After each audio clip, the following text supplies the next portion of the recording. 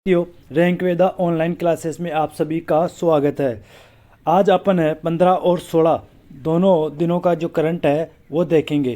15 को अपन ने weekly class ली थी, जिसमें अपन ने पूरे हफ्ते 9 से 14 तक का जो भी करंट था उसको कवर किया था। आज अपन 15 और 16 तारीख का जो फरवरी का जो करंट है उसको कवर करेंगे। ठीक है साथियों,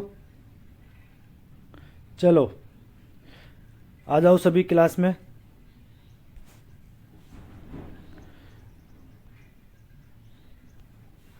पहला क्वेश्चन देखो। हाल ही में चर्चा में रहे सेवा तीर्थ का संबंध किससे है? बताइए, सेवा तीर्थ का संबंध किससे है?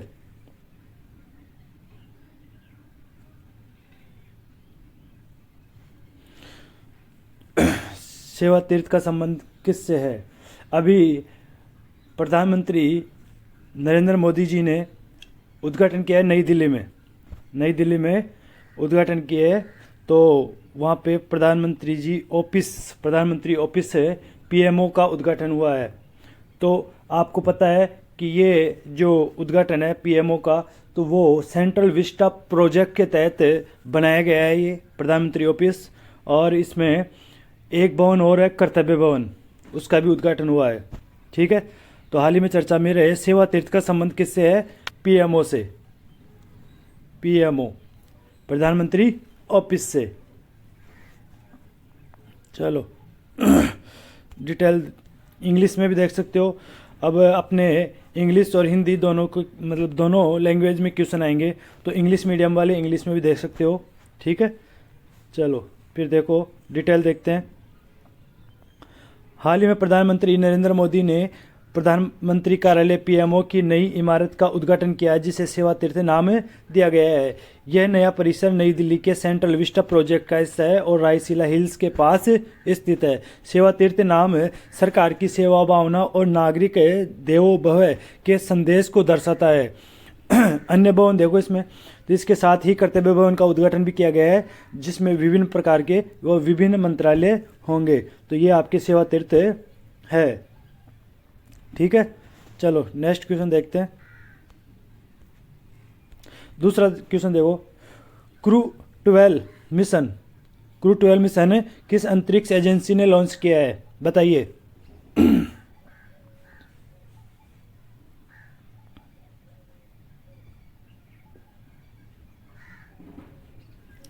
तो इसका आंसर हो जाएगा नासा।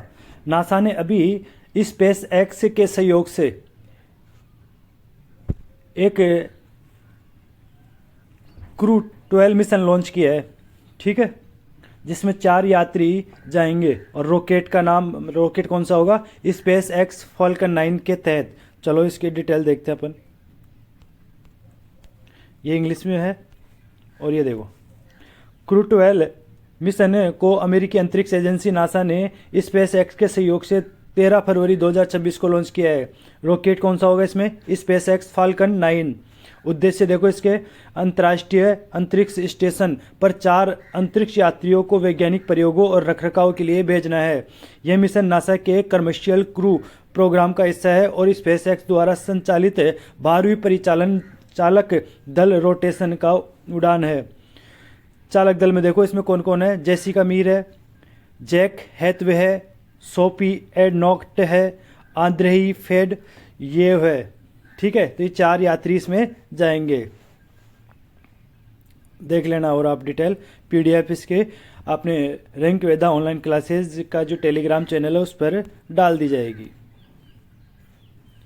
तीसरा क्वेश्चन देखो। केंद्र सरकार ने किस देश से 114 राफेल लड़ाकू विमान खरीदने के लिए 3.25 लाख करोड़ से अधिक के सौदे को मंजूरी दी है? बताइए। 114 राफेल लड़ाकू विमान खरीदेंगे अपन।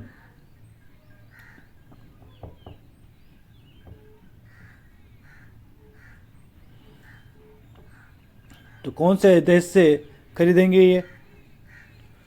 फ्रांस से। कौन से देश से? फ्रांस से।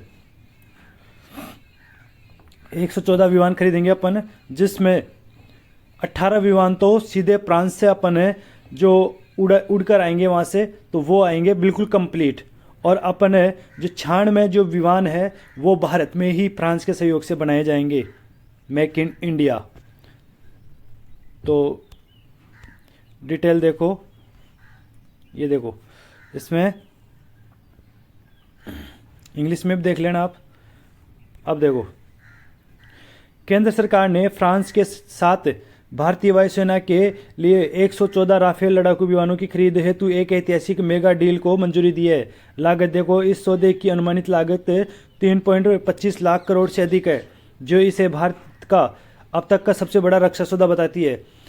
प्रस्ताव के अनुसार 114 में से 18 विमान सीधे फ्रांस की डसॉल्ट एविएशन से फ्लाई अवे स्थिति में प्राप्त होंगे, जबकि शेष 96 विमानों का निर्माण भारत में ही किया जाएगा। इस रक्षा सौदे का मुख्य उद्देश्य भारतीय वायुसेना की गिरती हुई स्क्वाड्रन संख्या को बढ़ाना है।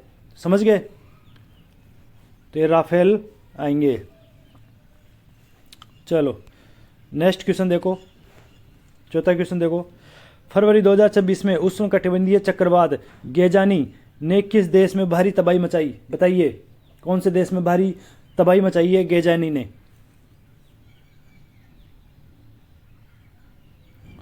और आपको पता होना चाहिए कि इसकी जो गति थी ना, वो इस चक्रवात की गति थी 195 किलोमीटर प्रति घंटे की, और ये लगभग 11 से 12 फरवरी को आया था, और इसमें अब तक लगभग 31 लोगों की मौत हो गई है और काफ़ी लोग घायल हो गए हैं। बताइए, तो इसका आंसर हो जाएगा मेडागास्कर। मेडागास्कर सरकार ने अभी राष्ट्रीय आपातकाल घोषित कर रखे हैं वहाँ पे मेडागास्कर में। चलो इसकी डिटेल देखते हैं। देखो इंग्लिश में है, और ये देखो, उष्णकटिबंधीय चक्रवात गेजानी ने फरवरी 2026 में मेडागास्कर में भारी तबाही मचाई है। यह चक्रवात 10 से 11 फरवरी 2026 के आसपास मेडागास्कर के तट से टकराया, जिसकी अधिकतम गति है 195 किलोमीटर प्रति घंटा। इस तूफान के कारण मेडागास्कर में कम से कम 31 लोगों की मौत हुई है और हजारों लोग विस्थापित हुए हैं। मेडागास्कर सरकार ने स्थिति की गंभीरता को देखते हुए देश में राष्ट्रीय आपातकाल घोषित कर दी है। तो मेडागास्कर में अभी आपातकाल लग रहा है। तो ये मेडागास्कर में देखो तबाही मचाई है, मकानों को मतलब तहस नहस बिल्कुल। चलो नेक्स्ट क्वेश्चन देखो। अब 5वें नंबर का क्वेश्चन देखो, बहुत ही इंपॉर्टेंट क्वेश्चन है। स्त्री सुरक्षा योजना किस राज्य सरकार द्वारा शुरू की गई है? बताइए, स्त्री सुरक्षा योजना। तो ये केरल सरकार के द्वारा शुरू की गई है। देखो, केरल सरकार ने आर्थिक रूप से पिछड़े परिवारों की महिलाओं और ट्रांसजेंडर महिलाओं की सहायता के लिए स्त्री सुरक्षा योजना शुरू की है। उन महिलाओं को वित्तीय सुरक्षा प्रदान करना, और जो किसी अन्य पेंशन योजना का लाभ नहीं उठा रही है उनको 1000 रुपये प्रति माह पेंशन दी जाएगी। और वहाँ के सीएम पिनाराई विजयन ने इस योजना का औपचारिक शुभारंभ फरवरी 2026 में तिरुवनंतपुरम से किया है। तो ये देख लेना आप डिटेल। 1000 रुपये प्रति माह दिए जाएंगे, और केरल सरकार ने योजना शुरू की है, और वहाँ के सीएम कौन है? पिनाराई विजयन। ठीक है, चलो नेक्स्ट क्वेश्चन देखो, सेम इसी से मिलता जुलता है, केरल सरकार ने ही। तो देखो, कौन सा राज्य है बेसिलस सबटिलस को अपना राज्य सूक्ष्म जीव घोषित करने वाला भारत का पहला राज्य बन गया है? तो आपको पता है केरल ने ही किया है ये भी। देखो, एक बैक्टीरिया है जिसका नाम क्या है? बेसिलस सबटिलस। क्या नाम है? बेसिलस सबटिलस। सूक्ष्म जीव राज्य सूक्ष्म जीव घोषित किया है इसको केरल ने। ठीक है, देखो डिटेल देखो, इस पहल का मुख्य उद्देश्य सूक्ष्म जीवों के लाभों के बारे में सार्वजनिक जागरूकता बढ़ाना और उनके संरक्षण और प्रोत्साहित करना है। बेसिलस सबटिलस एक प्रोबायोटिक, एक अच्छा बैक्टीरिया है जो मानव की आंत में, मिट्टी में और किण्वित खाद्य पदार्थों में प्राकृतिक रूप से पाया जाता है। यह घोषणा तिरुवनंतपुरम में आयोजित एक समारोह के दौरान मुख्यमंत्री साहब ने की थी। किन्होंने? पिनराई विजयन ने। और जहां सीएम साहब ने सूक्ष्म जीव विज्ञान उत्कृष्टता केंद्र को भी राष्ट्र को समर्पित किया है। तो ये देखो, ये सूक्ष्म जीव है, बैक्टीरिया है ये। समझ गए? चलो नेक्स्ट क्वेश्चन देखो। फरवरी 2026 में संपन्न हुए बांग्लादेश के आम चुनाव में किस पार्टी ने भारी बहुमत लगभग 218 सीटों के साथ जीत दर्ज की है? बताइए कौन सी पार्टी? बांग्लादेश में अभी हाल ही में चुनाव हुए हैं और वहाँ पर अपने तारिक रहमान साहब वो पीएम बन गए हैं और उनकी पार्टी ने ही जीत हासिल की है। 300 में से 218 सीटें प्राप्त की है। तो बताइए उनकी पार्टी का नाम बताइए। उनकी पार्टी का नाम है बांग्लादेश नेशनलिस्ट पार्टी, BNP। चलो देखो,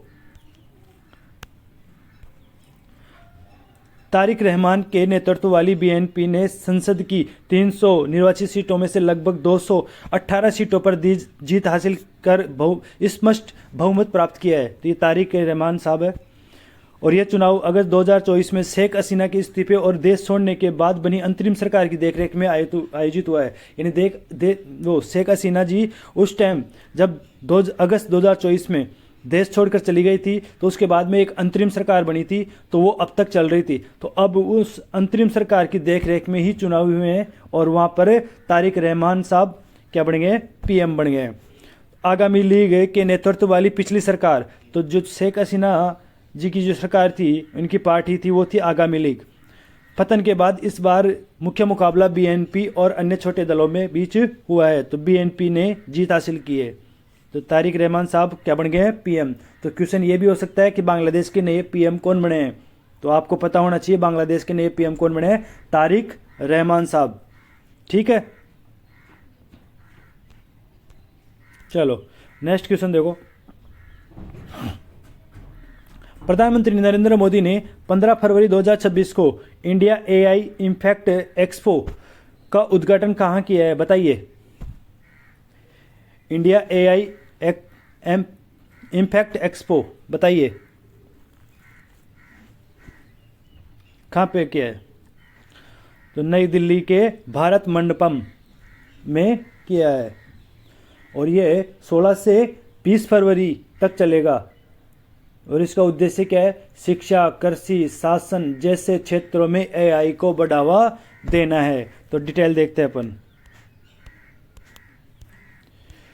देखो AI, तो देखो एक्सपो नई दिल्ली के भारत मंडपम में 16 से 20 फरवरी तक आयोजित होगा। इसका उद्देश्य है शिक्षा, स्वास्थ्य, कृषि और शासन जैसे क्षेत्रों में आर्टिफिशियल इंटेलिजेंस AI के वास्तविक दुनिया में अनुप्रयोगों और समाधानों को प्रदर्शित करना है। सहभागी देखो इसमें 600 से अधिक स्टार्टअप्स, 13 देशों के अंतर्राष्ट्रीय पवेलियन और लगभग 2.5 लाख आगंतुकों की भागीदारी देखी गई है। मुख्य आकर्षण क्या है? एक्सपो के दौरान स्वदेशी रूप से विकसित 12 भारतीय AI फाउंडेशन मॉडल का अनावरण किया गया है जो 22 आधिकारिक भारतीय भाषाओं के लिए तैयार किए गए हैं। तो ये डिटेल आप देख लेना। और तो AI इम्पैक्ट समिट 2026। चलो नेक्स्ट क्वेश्चन देखो।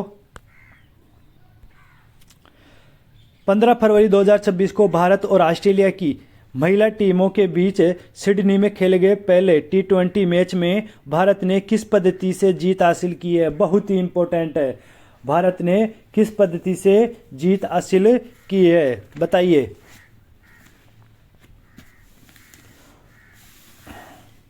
तो देखो यहाँ पर T20 मैच चल रहा था, ठीक है, ऑस्ट्रेलिया और भारत के मध्य। तो ऑस्ट्रेलिया ने पहली पारी ऑस्ट्रेलिया ने खेली, 18 ओवर पर 113 रन बनाकर ऑल आउट हो गई ऑस्ट्रेलिया की टीम। ठीक है, फिर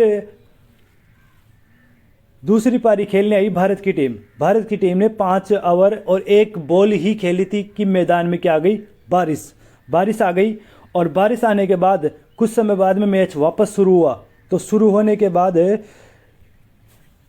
इसमें टाइम खत्म होने के कारण इसमें क्या किया गया? टाइम पूरा हो गया था, बारिश हो गई थी। तो इस कारण क्या किया गया कि बारिश आने से पहले 5 ओवर और 1 बॉल खेली थी भारतीय टीम ने। तो इन्होंने एक फॉर्मूला लगाया DLS। कौन सा फॉर्मूला? DLS। डकवर्थ लुईस पद्धति।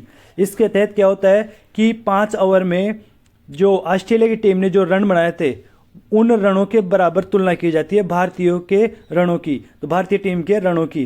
तो भारतीय टीम ने 5 ओवर और 1 बॉल पर 50 रन बनाए थे, ठीक है। और इसी 5 ओवर और 1 बॉल पर ऑस्ट्रेलिया की टीम ने कितने रन बनाए थे? 29 रन। कितने रन? 29 रन। इस कारण 21 रन से जीत घोषित कर दिए भारत की टीम को। तो आप देखो डीएलएस पद्धति आपको बताता हूं मैं आगे। ये देखो, अब इसमें समझना आप, ये अपनी भारतीय महिला टीम है, ये ऑस्ट्रेलिया की टीम है। 15 फरवरी 2026 को सिडनी क्रिकेट ग्राउंड में भारतीय और ऑस्ट्रेलिया की महिला टीमों के बीच खेले गए पहले T20 मैच में भारत ने डीएलएस डकवर्थ लुईस पद्धति से जीत हासिल की है। ऑस्ट्रेलिया की पारी, तो पहले ऑस्ट्रेलिया की पारी आई। ऑस्ट्रेलिया की टीम ने पहले बल्लेबाजी करते हुए 18 ओवर पर 133 रनों पर क्या हो गई? ऑल आउट हो गई।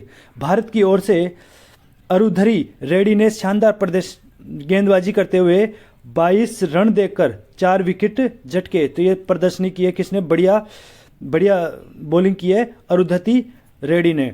भारत की पारी और बारिश, तो देखो भारत की पारी जैसे ही शुरू हुई और 5 ओवर 1 बॉल हुई, 5 ओवर 1 बॉल हुई और क्या हो गई? बारिश आ गई। क्या आ गई? बारिश आ गई। कितने रन बनाए भारत ने? 50 रन। तभी भारी बारिश का कारण मैच को रोक दिया गया और फिर रिजल्ट निकाला गया। खेल दोबारा शुरू न होने के कारण वापस शुरू नहीं हुआ क्योंकि बारिश रुकी नहीं। तो डीएलएस नियम का उपयोग करते हुए उस समय भारत का डीएलएस पार स्कोर 29 रन था।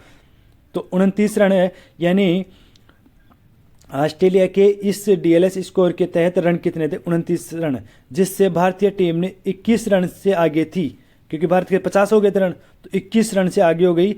तो भारत को 21 रनों से विजेता घोषित कर दिया गया। तो ये आप समझ लेना डीएलएस पद्धति कैसी होती है।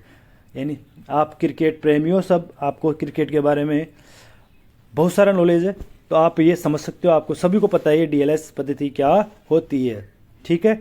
चलो नेक्स्ट क्वेश्चन देखते हैं। लास्ट क्वेश्चन अपना, प्रतिवर्ष अंतर्राष्ट्रीय बाल कैंसर दिवस किस तारीख को मनाया जाता है? तो ये अपने दिवस का क्वेश्चन आ गया। तो इसमें बताइए प्रतिवर्ष अंतर्राष्ट्रीय बाल कैंसर दिवस कब मनाया जाता है? बताइए। चलो ये बताइए मेरे को कि विश्व कैंसर दिवस कब मनाया जाता है? बताइए। तो अंतर्राष्ट्रीय बाल कैंसर दिवस मनाया जाता है आपके 15 फरवरी को। अभी मनाया गया है 15 फरवरी को, कल अंतर्राष्ट्रीय बाल कैंसर दिवस। चलो अब देखो, आपको पूछा था मैंने कि विश्व कैंसर दिवस कब मनाया जाता है, तो मनाया जाता है 4 फरवरी को। ये देखो 4 फरवरी ना, उसको मनाया जाता है। चलो ये देखो, अब प्रतिवर्ष अंतर्राष्ट्रीय बाल कैंसर दिवस 15 फरवरी को मनाया जाता है। यह दिन बच्चों में होने वाले कैंसर के प्रति जागरूकता बढ़ाने और पीड़ित बच्चों और उनके परिवारों के प्रति समर्थन जताने के लिए समर्पित है। 4 फरवरी को विश्व कैंसर दिवस मनाया जाता है। और इस वर्ष 2026 की थीम क्या थी इस बाल कैंसर दिवस की? तो इसकी थीम थी प्रभाव का प्रदर्शन चुनौतियों से परिवर्तन तक, ठीक है। वो इंग्लिश में भी देख लेना आप। तो ये अपने चाइल्डहुड कैंसर डे मनाया गया है। तो ये आपके क्वेश्चन कंप्लीट हो गए, 10 क्वेश्चन, जिसमें अपने 15 और 16 तारीख का जो फरवरी का जो करंट है वो कंप्लीट कर लिया। और कल अपन 17 फरवरी का करंट करेंगे। अपन आज 10 क्वेश्चन लाए हैं, तो 10 क्वेश्चन अपने 2 दिन के हो गए। ऐसे अपन 6 क्वेश्चन या 7 क्वेश्चन, ज़्यादा से ज़्यादा 7 क्वेश्चन, क्योंकि ज़्यादा मैटर नहीं पढ़ेंगे। ज़्यादा मैटर पढ़ेंगे कवर नहीं होगा, याद नहीं होगा। वही इंपॉर्टेंट क्वेश्चन पढ़ेंगे जो एग्जामों में आते हैं सीधे सीधे। 10 क्वेश्चन आते हैं तो 8 क्वेश्चन भी अपने क्वेश्चनों में आ गए, तो अपन को 10 के 10 क्वेश्चन सही नहीं करने हैं। 8 क्वेश्चन सही हो जाए तो भी ठीक है, क्योंकि 10 में से 10 क्वेश्चन सही करने के लिए अपन को बहुत सारा मैटर पढ़ना पड़ेगा जो कि कवर ही नहीं होता है। क्योंकि करंट अफेयर्स का कोई ओड नहीं है। डेली के अपन 50 क्वेश्चन भी पढ़े ना तो भी कम है, क्योंकि देश में जो समसामयिक घटनाएं हैं वो इतनी हो रही है कि अपन डेली के 50 क्वेश्चन भी करें ना तो भी वो भी कम है। पढ़ते जाओ, कोई ओड नहीं है। और डिटेल, हर क्वेश्चन की डिटेल अपन बहुत गहराई से पढ़े ना तो भी कम है। तो अपन इतना डीपली नहीं जाएंगे, क्वेश्चन ऊपर ऊपर से आते हैं अपने एसएससी में, आरएस में और रेलवे की एग्जामों में, जो केंद्रीय स्टेट की जो भी एग्जाम है ऊपर ऊपर से आते हैं क्वेश्चन। तो अपन क्या करेंगे, क्वेश्चन की जो प्रमुख हेडिंग है वही पढ़ेंगे, ज़्यादा डीपली नहीं जाएंगे। ज़्यादा डीपली जाएंगे तो मैटर ज़्यादा हो जाएगा, मैटर ज़्यादा हो जाएगा तो अपन को याद भी नहीं होगा, तो अपन ज़्यादा मैटर नहीं पढ़ेंगे। कम मैटर में अधिक सफलता या परिणाम हासिल करेंगे अपन। तो अपने 10 क्वेश्चन कोई करंट के आते हैं तो उसमें से 8 क्वेश्चन अपने मैटर में से मिल जाएगा, तो अपन को 8 ही सही करने हैं, 10 में से 10 नहीं करने। 10 में से 10 क्वेश्चन सही करने के लिए अपन को बहुत सारा मैटर पढ़ना पड़ता है जो कि याद नहीं होता। ठीक है, तो सभी को धन्यवाद क्लास में जुड़ने के लिए। और इस क्लास की जो PDF है अपने टेलीग्राम चैनल रैंक वेदा ऑनलाइन क्लासेस में मिल जाएगी, जो अभी क्लास खत्म होने के कुछ समय बाद में अपलोड कर दी जाएगी। और कोई भी समस्या हो तो अपनी टेक्निकल टीम से संपर्क कर सकते हो आप, तो आपको नंबर डिस्क्रिप्शन में दे दिए जाएंगे। ठीक है।